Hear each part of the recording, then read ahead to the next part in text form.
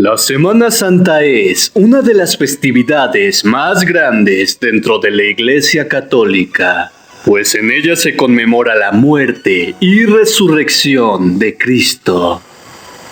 En estas fechas, cada templo realiza su propia interpretación de la aprehensión, muerte y resurrección del Nazareno.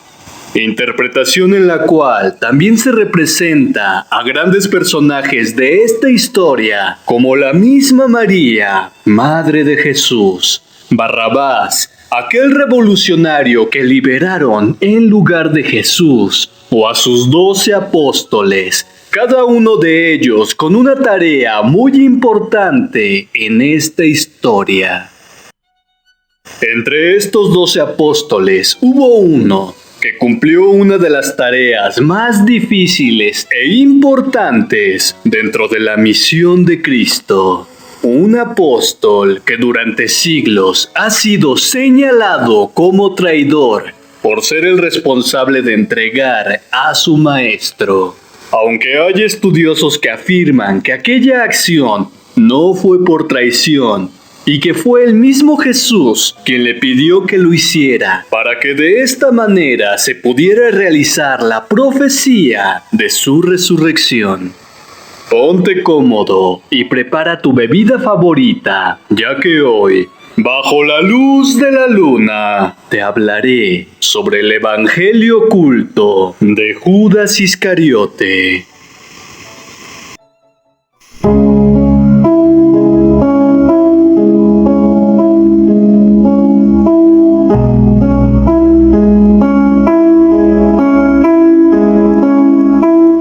Según los 4 evangelios canónicos, Judas traicionó a Jesús ante el Sanedrín a cambio de 30 monedas de plata.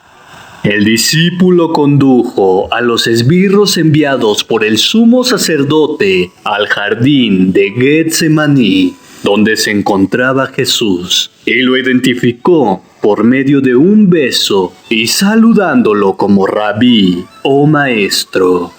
Por este acto, el nombre de Judas, su epíteto de Iscariote, las 30 monedas y el beso de Judas son sinónimos de traición en la tradición cristiana. El nombre Judas es la helenización del nombre hebreo Judá, que significa Yahvé alabado. Según la tradición judía, Judas o Judá era el líder de las 12 tribus de Israel y el ancestro del pueblo judío, de donde toman su nombre. En el siglo I, Judas era un nombre extremadamente común para los judíos varones, debido al renombrado héroe Judas Macabeo, militar que lideró a una revuelta que recuperó el culto judío en el Segundo Templo. En consecuencia, muchas otras figuras con este nombre se mencionan a lo largo del Nuevo Testamento. Judas fue uno de los apóstoles de Jesús. No se menciona sobre su llamada ni cuando se unió a los apóstoles, pero en el Evangelio de Juan pone un antecedente importante de la felonía de Judas, ya que él era el tesorero. Y según ese evangelio, Judas se apropiaba del oro destinado a los pobres. Según los 4 evangelios canónicos, Judas guió a los guardianes que arrestaron a Jesús hasta el lugar donde lo encontraron, y les indicó quién era, besándole. Esto según Marcos 14, 43 a 46.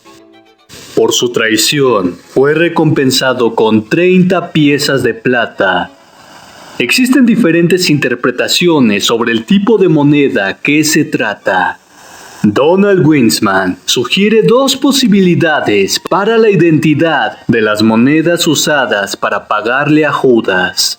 Podrían haber sido tetradracmas de Tiro, usualmente denominados siclos, o pueden haber sido estateros de Antioquía, que llevaban el rostro de César Augusto.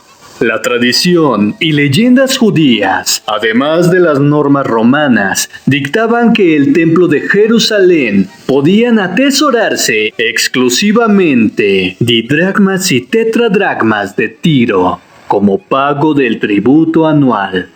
El Sanedrín habría pagado a Judas en las monedas que formaban parte del tesoro del templo. Las monedas válidas por el templo eran las acuñadas en Tiro. Al poco tiempo, Judas se arrepintió de sus actos. Intentó devolver las monedas a los sacerdotes que se las habían dado, y al no aceptarlas estos, las arrojó en el templo. Luego, desesperado ante la magnitud de su delación, se quitó la vida colgándose en un árbol. Según otra versión, Judas compró un campo con el dinero que obtuvo gracias a su traición, pero cayendo de cabeza, se reventó por en medio y todas sus entrañas se derramaron. Hechos 1:18. Por lo que aquel campo fue llamado en su lengua Aceldama, que quiere decir campo de sangre. Hechos 1:19. Algunas versiones alternativas de las narraciones de hechos y dichos de Jesús no fueron aceptadas por las primeras iglesias cristianas o no se difundieron entre ellas. Del mismo modo, surgió la necesidad de completar, explicar o interpretar los relatos evangélicos recibidos. Estos textos son llamados evangelios apócrifos, palabra que en un principio indicaba su carácter secreto y luego tomó su connotación actual de falsedad. Si bien el contenido histórico de los apócrifos es escaso, los estudios más recientes encuentran en ellos algunos datos muy importantes y los valoran como testimonios de las creencias cristianas más antiguas. La figura de Judas despertó gran interés entre los redactores de los textos apócrifos. Por un lado, se trataba de mera curiosidad acerca de un personaje elegido por el propio Jesucristo, convertido posteriormente en un traidor. En otros, en especial los grupos que reivindicaban un cristianismo esotérico, como los gnósticos, Judas era portador de un significado oculto que iba más allá de sus actos.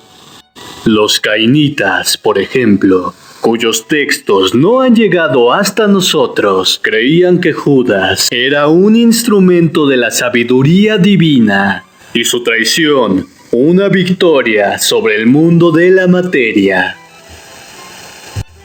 El Evangelio de Judas. El denominado Evangelio de Judas no reivindica ser escrito por este apóstol, ni contiene demasiado material narrativo, sino una serie de diálogos entre Jesús y Judas.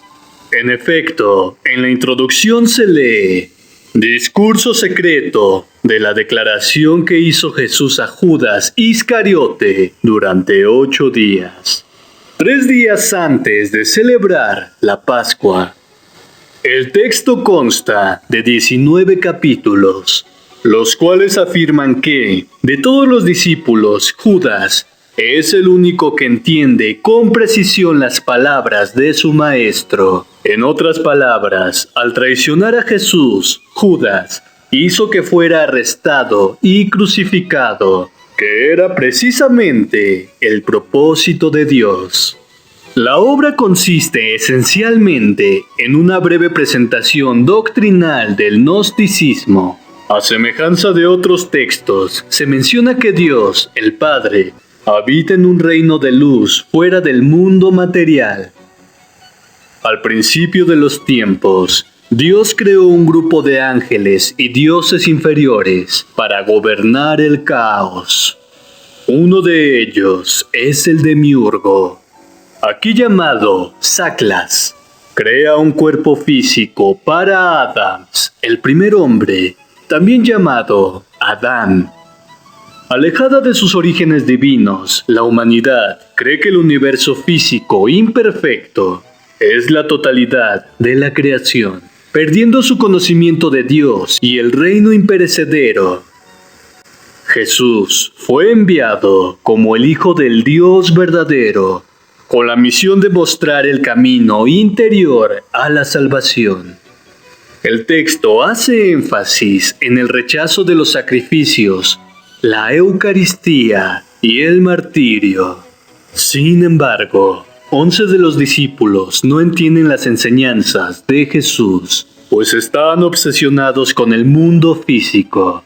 Siguen practicando el sacrificio de animales, lo que agradaba a los dioses inferiores, pero los alejaba del Dios verdadero. La ceremonia de la Eucaristía, comer el cuerpo y beber la sangre de Cristo, es condenada expresamente. Al mismo tiempo, se rechaza como falsa la enseñanza de que los martirizados en el nombre de Cristo serán resucitados. En contraste, Jesús le enseña a Judas el verdadero significado de su misión. La humanidad, declara, se divide en dos razas. Quienes están dotados del alma inmortal pueden llegar a conocer al Dios de la luz y entrar al reino imperecedero cuando mueran. Aquellos que permanecen al mundo material morirán tanto física como espiritualmente. Hay una frase clave sobre el final del manuscrito, la única alusión al hecho por el cual la traición cristiana ha condenado a Judas. En este párrafo Jesús declara: pero en cuanto a ti, Judas Iscariote, tú harás más que todos ellos, pues ofrecerás en sacrificio al hombre que me sirve de envoltura carnal. Incidentemente, esta misma frase es citada por Irineo de León, atribuyéndosela al Evangelio de Judas, lo que le permite su identificación. El fragmento, conocido como Evangelio de Judas, fue editado en 2006 por un grupo de expertos, con el auspicio de la National Geographic. Según la hipótesis planteada por este equipo editorial, y ampliamente difundida por los medios, el texto representa una interpretación alternativa de la traición a Jesús por parte de Judas, uno de sus apóstoles. En efecto, al entregar a Jesús, lo que se relata en los párrafos finales, Judas habría sido el único de sus discípulos que realmente entendió el mensaje que Jesús quería transmitir. Él debía morir por la redención del mundo.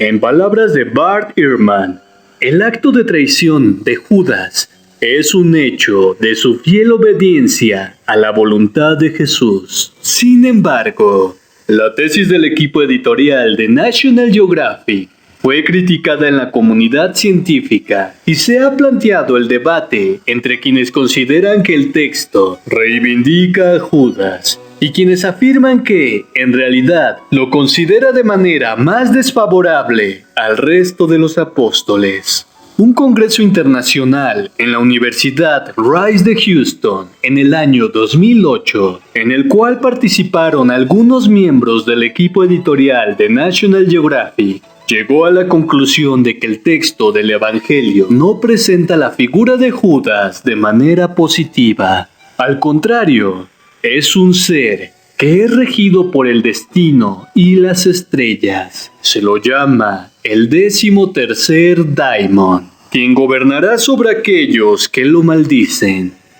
Judas, a pesar de recibir instrucciones personales de Jesús, sigue siendo un hombre material, cuya ceguera lo empujará a un acto peor que el de los otros 11, sacrificar la envoltura carnal de su maestro.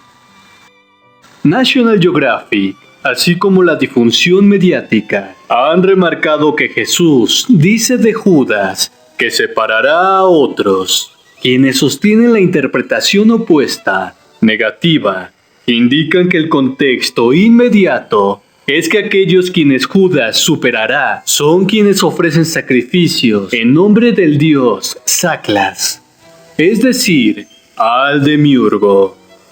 Judas no es reivindicado, sino condenado por saber lo que estaba haciendo. Reivindicación de Judas. En los siglos XIX y XX, algunos autores ensayaron, como ejercicio de ingenio, por motivos filosófico-ideológicos, o por convicción sincera, la posible reivindicación del personaje. Así, Ferdinando Petruccelli, de la Gatina, en el controvertido Las Memorias de Judas, describe al apóstol como un revolucionario y líder de la revuelta judía contra el imperio de los romanos. En el año 1944, Jorge Luis Borges publica el cuento Tres versiones de Judas, en el que presenta a un teólogo mostrando tres interpretaciones de Judas diferentes a la convencional, para quedar convencido al final de su última teoría: Dios no encarnó en Cristo, sino en Judas. Posteriormente, Juan Bosch, en su libro de 1955, Judas Iscariote, el calumniado, revisa la tradición evangélica sobre el personaje, presentándolo como víctima de una interpretación errónea de los hechos. El cine también ha mostrado facetas diferentes de Judas.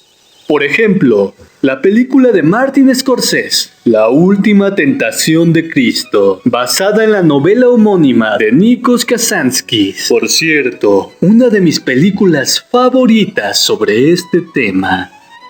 En el año 2006, esta lectura positiva de Judas cobra nuevos bríos con la publicación en abril de la traducción del Evangelio de Judas, un texto gnóstico que data posiblemente del siglo II. Según este texto, el propio Jesucristo pidió a Judas que lo traicionara, y Judas cumplió la orden como supremo acto de obediencia. Para los gnósticos, esto representaba un acto sagrado, ya que ayudaba a liberar del cuerpo al Espíritu Santo de Jesucristo. En el año 2007, el autor C.K. Stint, siguiendo el Evangelio de Judas, publica Mi nombre fue Judas, una novela en la que Judas, octogenario, narra su amistad con Jesús desde su infancia, época en la que compartirían el mismo Maestro, hasta la muerte del mismo Jesucristo. También existen teorías sin fundamento histórico que nos muestran otra cara de esta misma historia. Una de esas teorías dice que en realidad Jesús nunca fue crucificado, aunque sí fue su cuerpo el que murió en la cruz. Y esto se explica de la siguiente manera. Al momento de que Judas besara la mejilla de Jesús, ambos cambiaron de cuerpo, siendo Judas en realidad quien murió en la cruz. La muerte de Judas. Existe una controversia acerca de la muerte de Judas, ya que el Evangelio de Mateo solo dice, fue y se ahorcó, en Mateo 27:5, mientras que en el libro de los Hechos de los Apóstoles dice, el cual era contado con nosotros, y tenía suerte en este ministerio. Este pues adquirió un campo del salario de su iniquidad, y cayendo de cabeza, reventó por en medio, y todas sus entrañas se derramaron. Hechos 1:17 al 18. Para conciliar ambos textos, se ha sugerido que cuando Judas se colgó, la cuerda se rompió, de modo que su cuerpo cayó y se reventó al golpear en el suelo. Sin embargo, para que esto pudiera ser posible, Judas tendría que haber sido colgado por los pies. Por otro lado, en la Biblia, nada hace pensar que así hubieran sucedido las cosas. Esta inferencia no soluciona el problema de la incoherencia. La solución para este conflicto está en donde tomaron sus relatos Mateo y Lucas. Mateo, que escribió para un público judío, se inspiró en la muerte de Agitofel, mientras que Lucas, que escribía para un público de origen pagano o griego, se inspiró en el libro deuterocanónico de sabiduría. Se dice que Judas compró el campo porque los sacerdotes lo compraron con el dinero que pagaron a Judas por su traición y que éste más tarde les devolvió.